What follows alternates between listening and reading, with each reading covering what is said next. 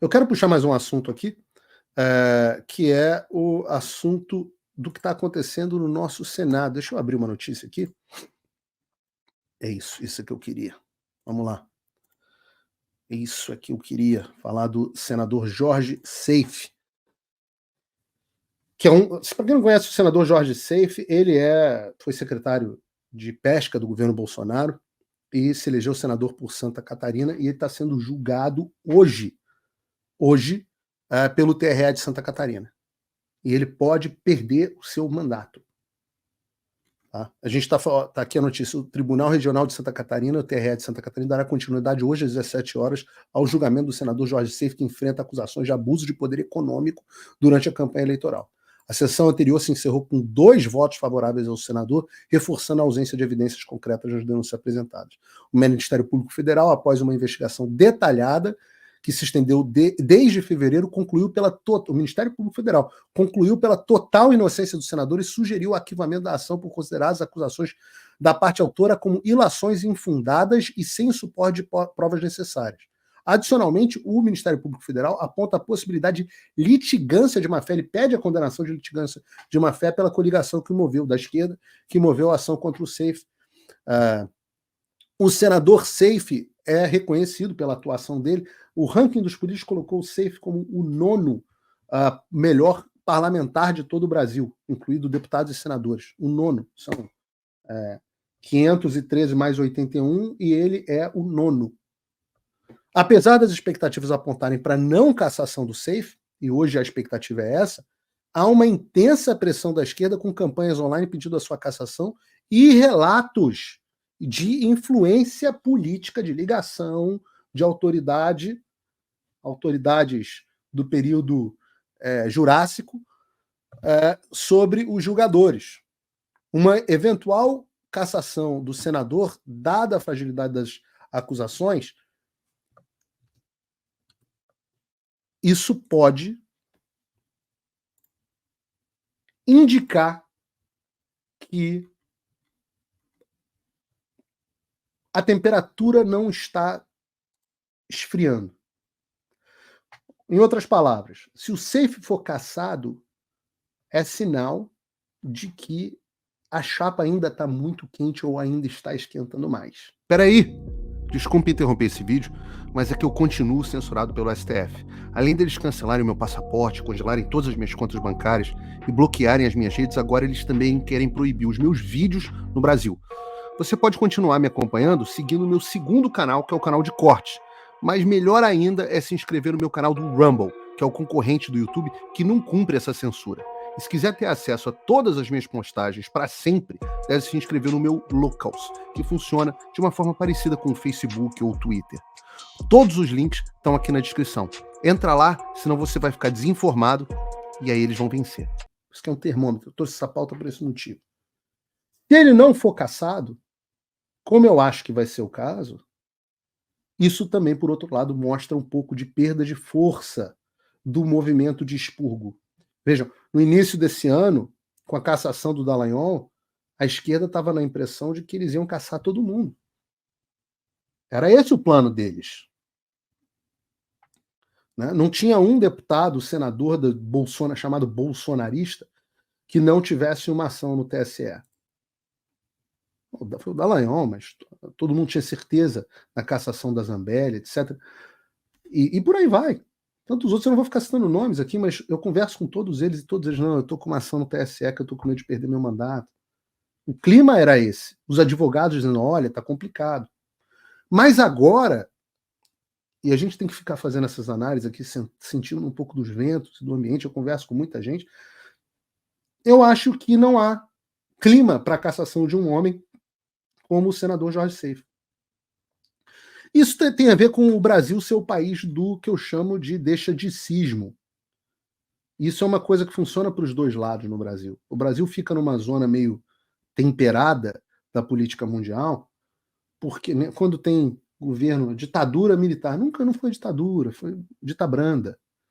Aí quando tem a esquerda, a esquerda não é no mesmo nível da Venezuela. É porque o país é o país do deixadicismo. Isso é um dos componentes.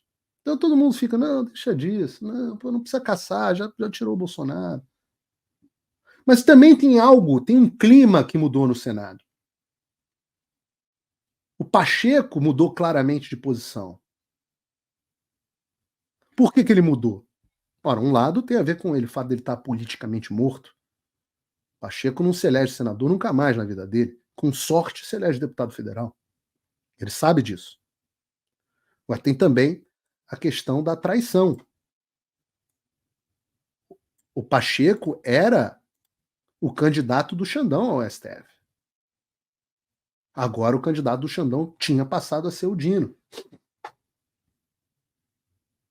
Eu ouvi dizer, e eu não posso confirmar isso, mas posso dizer, como ouvi dizer, que ofereceram ao Pacheco, eu acho que isso nunca saiu em nenhum veículo de imprensa, mas que ofereceram a ele uma vaga no Tribunal de Contas para compensar o sonho dele que não será realizado de uma vaga no Supremo Tribunal Federal.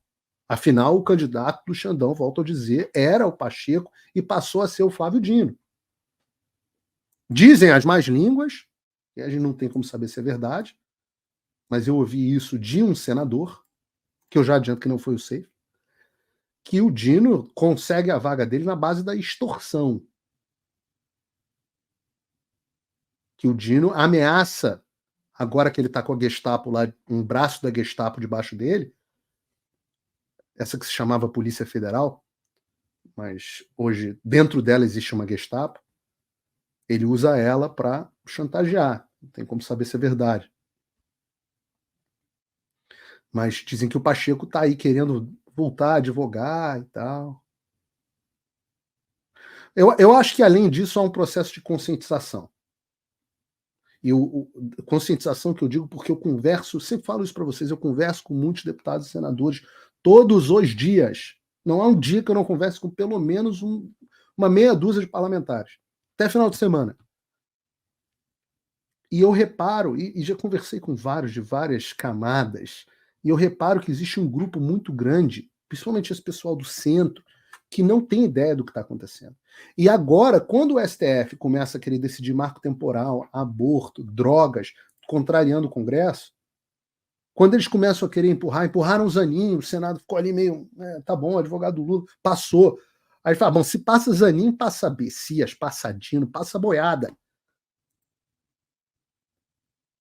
Aquele clima, né? E o Senado começou a ficar ressabiado. Cadê meu Pacheco? Cadê a minha contrapartida? Embora digam também que quem manda hoje no Senado já é o Alcolumbre. Pacheco não manda tanto assim, não.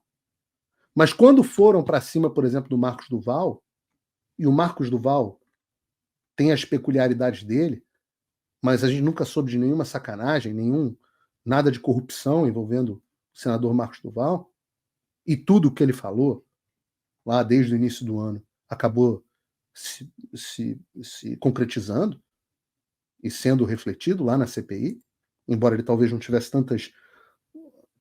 tanta substância para comprovar o que ele queria.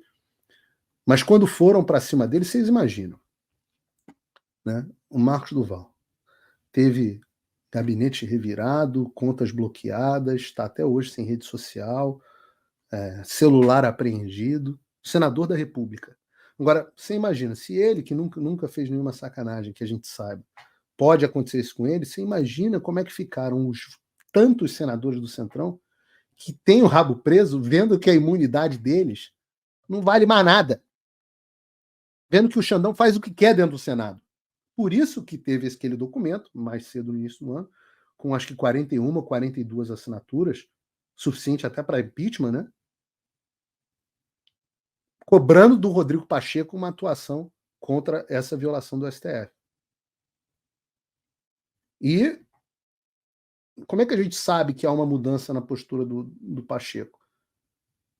A gente sabe lá pela rejeição do nome do DPU, a gente sabe porque o Pacheco vem falando. É que o Pacheco é uma geleia, mas ele vem falando cada vez de forma mais enfática contra o Supremo Tribunal Federal, ao ponto de que ontem ele teve que dizer: não, eu sou a pessoa que mais defende o Supremo Tribunal Federal. Se está dizendo isso, é porque estão dizendo porque ele está sendo cobrado por uma posição mais combativa. E várias medidas dele contra o Supremo Tribunal Federal, medidas que estão no Senado contra o Supremo Tribunal Federal, estão sendo e serão pautadas e devem passar. A reforma tributária do Lula vai passar ruim, mas não vai passar horrorosa. Vai ter que voltar para a Câmara. O Senado está criando complicação. Então, o que está faltando? Está faltando pressão popular.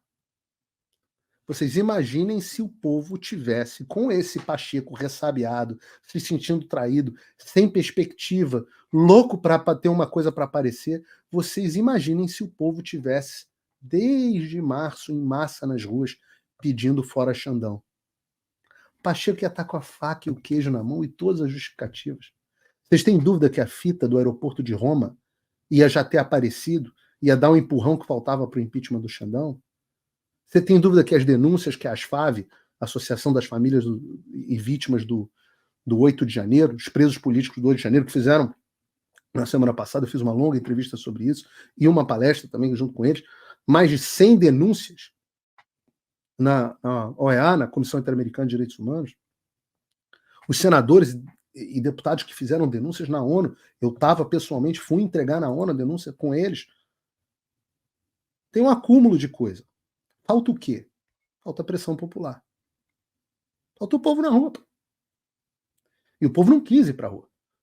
E o Bolsonaro falou para o povo não ir para a rua que agora era a hora de prestar atenção na CPMI. Qual foi o relatório da CPMI? Que o Bolsonaro era o causador do 8 de janeiro. Assim, a falta de estratégia é tão grande. Vamos prestigiar a CPI que vai determinar, e com relatório aprovado, que eu sou o cara do 8 de janeiro. Ai, meu Deus. E não vão para as ruas. Estratégia ali não é o forte, queridos. Por isso vocês precisam estudar, por isso vocês precisam se preparar.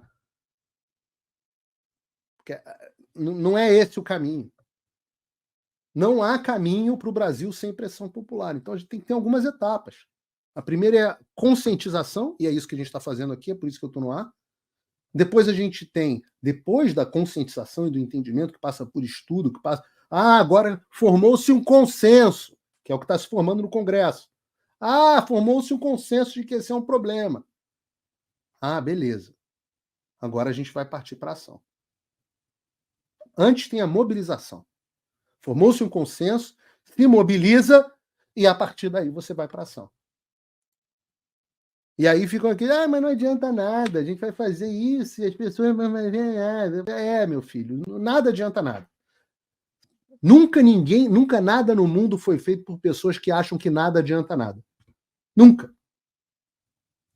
Se você é uma dessas pessoas, você precisa primeiro resolver os seus problemas internos. Você tem um traço psicológico chamado neuroticismo exacerbado e você precisa tratar isso. Aí, beleza.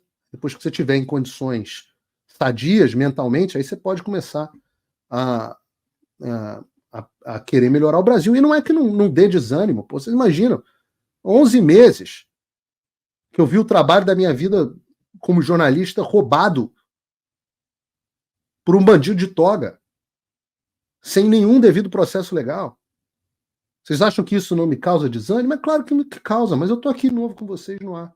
E estarei todas as terças e quintas, estourei a hora do programa hoje em quase 10 minutos, mas estarei todas as terças e quintas com vocês às 3 horas da tarde, então eu peço que vocês se inscrevam no canal. Esse programa está passando no canal de Cortes Paulo Figueiredo e no canal do Fio Diário. Eu peço que vocês se inscrevam nos dois canais para que a gente possa crescer. O Fio Diário é uma iniciativa que eu apoio e a qual eu decidi me juntar porque eu acho que é o futuro. Acho que a inspiração no Daily Wire americano é absolutamente correta e nós não vamos desistir.